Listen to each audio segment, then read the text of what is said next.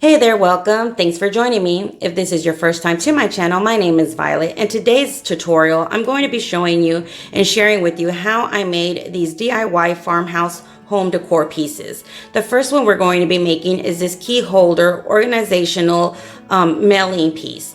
What you're going to use is one of these dry board erase boards that you can use for, I guess, answering questions. It's usually, you can find these in your school supplies area at Dollar Tree. Next, go ahead and grab any kind of contact paper you want, trace out that same board on the back of your contact paper, then cut it out. And this is just a piece of the wood grain style contact paper that I had from a previous project. And when I do use this kind of contact paper, I like adding some self-adhesive spray glue onto whatever piece I'm using this contact paper on, just to make sure that it stays nice and secure and firm and it doesn't peel off, because the Dollar Tree contact paper does tend to peel off if you don't add that extra glue or what have you to the back of it. So I tend to use my spray adhesive for that. Then just go ahead and place that contact paper onto your dry answer board. And just be careful when you do place it on there, and make sure it's nice and straight and where it needs to be, because when you do spray that self-adhesive glue onto your board, it does only give you a few seconds, if not a little bit less, for you to work with your contact paper, because it does stick very, very well. And it, once it's on there and it's dry, it's on there. So just go ahead and make sure you take your time and remove any of those air pockets as you go from that contact paper, to make sure you have a nice, firm and smooth, secure surface. So once you're done adding all your contact paper, go ahead and remove any of that extra contact paper from the sides. Now you're going to get one of the larger popsicle sticks, and I purchased mine at Walmart. You can also get some at Amazon, but if you don't have any of these, you can also use a ruler, one of those wooden rulers, or even some smaller popsicle sticks, and glue them together, maybe about 3 or 4 of them. It should be enough. Just enough to you have that space for you to add those extra hooks for your key holders. So just go ahead and get any kind of piece of wood that you have. Then what I did, once I measured it out to make sure that it was the same size as my board, I went ahead and traced it out from the same contact paper. And I did the same thing, adding my adhesive spray onto that board and gluing this contact paper onto it as well. Now, if you don't want to add this extra piece, you surely can just add your hooks to the bottom of your board, but I wanted it a little bit larger than what this board was, so I decided to go ahead and add this little piece of popsicle stick. That extra piece of wood does make a huge difference, if you ask me, because if you do get some larger mail or something like that, you do have that extra space on top in order for you to attach it to your pocket or insert it into your pocket. So basically, that's just your taste or what you want to use this for. So you can or you don't have to use this extra piece of wood. So, okay, so once you're done with that, go ahead and flip it over and just remove any of that extra contact paper from the back. And I just use some scissors to do that. Now, Dollar Tree does have different kind of contact paper, so you don't necessarily have to use this wood grain style. And this is how it's going to look. But before you do attach that extra piece of wood, go ahead and get this Carmel. Now, I've used this Carmel for a previous project, and this idea for this organizational piece, I did get it from an item that I saw at Joann's. Now, they were pulling out all their fall decor, and I saw a piece like this, but instead of it being the black leather style like I'm doing here, it was a brown style. So maybe if you want to do the brown, you might want to spray paint this Carmel. I haven't tried that yet, so I don't know if it would work or not. But if you do, let me know in the comments below how it works, and does it actually stay on very well on this. And if I do it before you guys, I'll make sure to let you know. So how I'm attaching this Carmel to my board, I'm just going to add some E6000 and hot glue. Now, if you just want to add some hot glue to your mat to attach it to this board, you can, because it does hold very well onto this mat. But since I know I'm going to be kind of putting my mail in here and pulling it out of here on a daily basis, I wanted to make sure that it was nice and secure and it wouldn't fall or pull apart. So I wanted to go ahead and just add that extra security. So that's why I'm adding E6000 along with my hot glue, but you don't necessarily have to. So once you're done attaching the bottom, just go ahead and cut that corner, and then you're going to fold over the sides as well.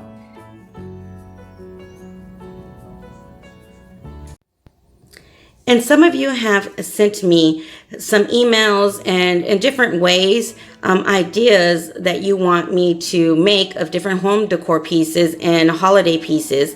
And I just wanted to let you guys know I haven't forgotten or haven't received them. I have, and I have been making some of them. So stay tuned for a tutorial on a few of those pieces and ideas that you guys have sent me. And if you haven't, and you do have an idea that you think it would be something interesting for me to make, or just challenge me and see if I can, go ahead and email me or send me a message.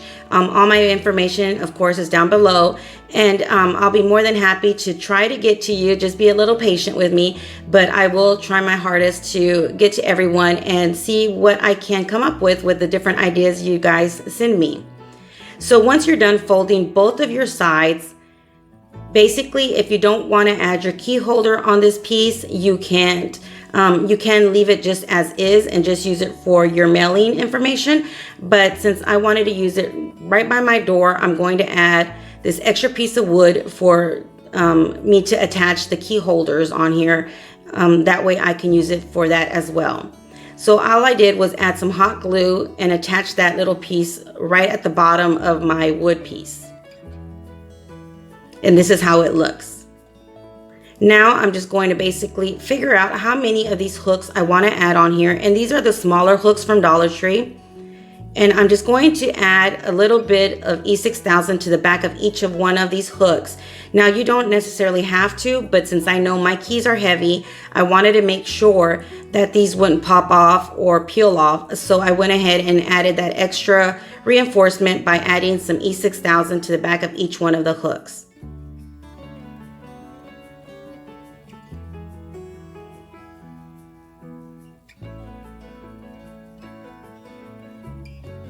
So once you're done with that, basically I was thinking, okay, I'm done. You know, this is all I need. But then I started thinking, you know what? I want a place where I can add a pen, because for some reason, you never can find that extra piece of pen and paper that you need to write something down. So I went ahead and just grabbed that extra little piece of the same Carmel, and I just cut a strip of it off of that piece. And I'm going to attach it to the top of my handle part of my organization in order for me to add a pin up there. So I just left a little gap. So all I'm going to do is just hot glue it to the back of my handle.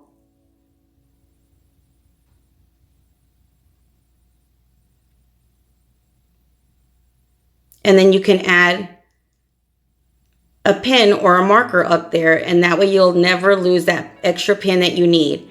Now just go ahead. I didn't have any of the picture hooks. I wish I would have, because if I did, I would have added 2 of them on here. But since I didn't, I just worked with what I had. So I added some jute twine, and I did add a popsicle stick over that jute twine in order for it to stay in place. And this is how it looks once you hang it up.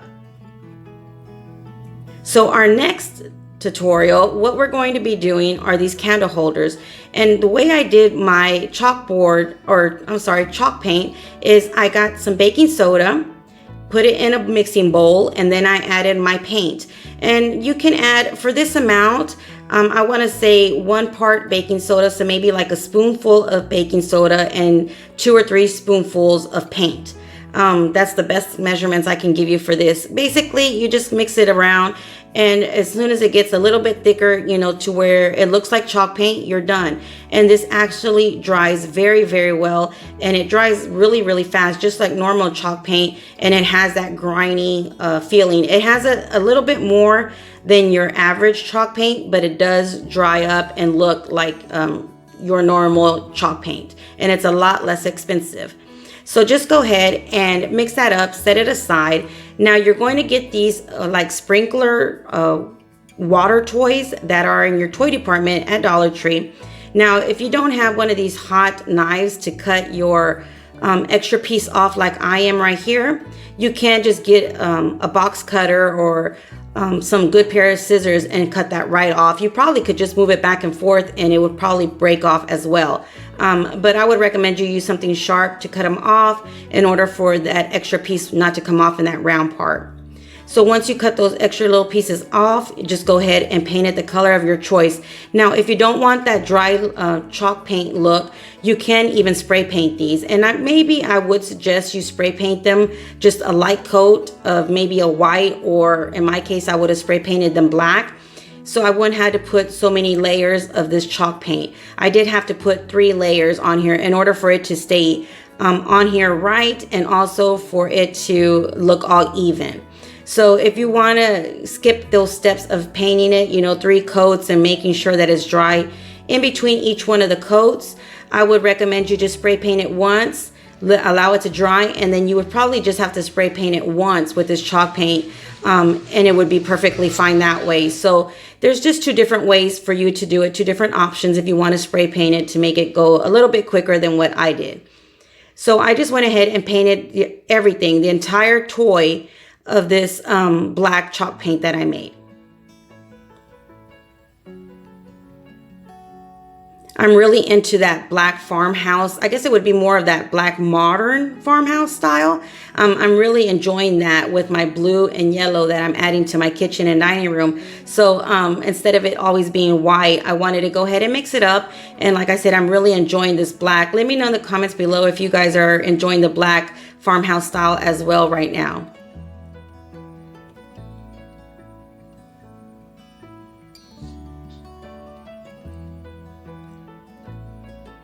So once you're done and painting these, like I said, just depending on how many coats you want to add to it, just make sure you allow them to dry in between each one of the coats, because if not, basically all you're going to be doing is moving your paint around.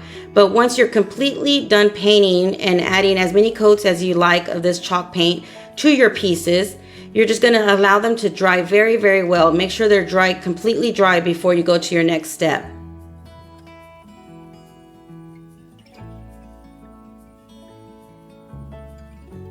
And this is the way they're going to look once they're completely dry. So now what I decided to do with these pieces, instead of just leaving them as is, I first thought of maybe wrapping some jute twine around, but then I thought that was going to take forever. So what I did was I grabbed some of this nautical rope that I purchased at Amazon, unraveled it because it comes 4 strands when you unravel it. And I'll make sure to leave that link down below if you want to use the same kind of nautical rope that I have. Just go ahead and use some hot glue and add it to the bottom of your candle holder. And all I'm going to do is wrap this nautical rope around the center part of my candle holder piece.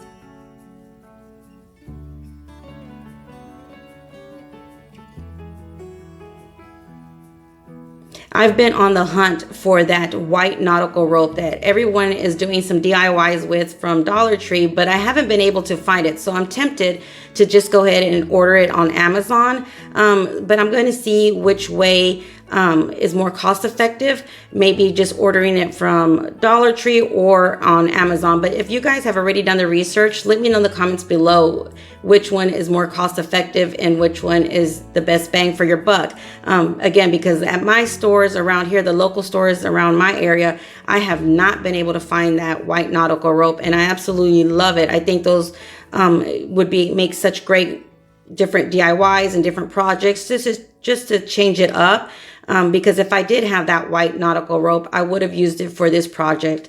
But this one looks perfectly fine. I actually enjoy the brown because I do have, like I said, or decorating more farmhouse modern style in my kitchen and dining room. But I'm also have more of that boho farmhouse chic style in my living room. So I can actually move these around and add them to my kitchen for a farmhouse, or even my bohemian style more in my living room. So I'm actually loving it this way as well.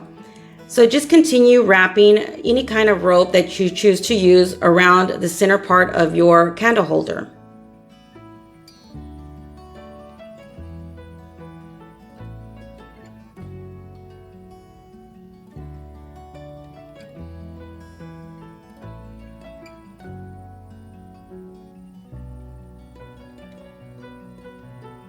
And if you're going to use the Dollar Tree nautical rope, you can unravel it. It would just be a little bit thinner, but it would be thicker than just your jute twine. So you can do it that way. And if you do unravel it, I would suggest you purchasing at least 2 of the bunches of the nautical rope from Dollar Tree to make this project, 1 for each candle holder.